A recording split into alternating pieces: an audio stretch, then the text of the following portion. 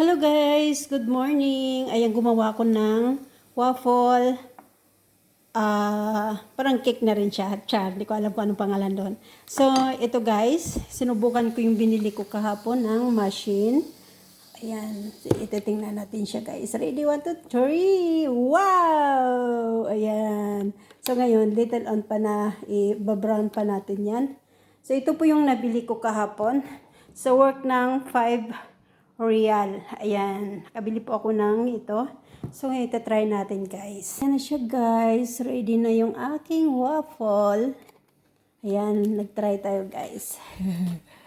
Ayan. Meron na tayong pang breakfast. Easy to breakfast na to, guys. Ayan. Lagyan mo lang siya ng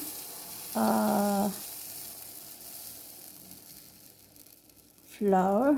Ayan. Itong ginawa ko, guys. May milk, fresh milk, sugar, a little salt, tsaka 6 na itlog, at 1 cup na flour, at 2 teaspoon na cooking oil. Ayan na yung second bat natin, guys. Mag-try tayo ng isang piraso, guys. Kakain tayo ng isang piraso. Uy, ang init.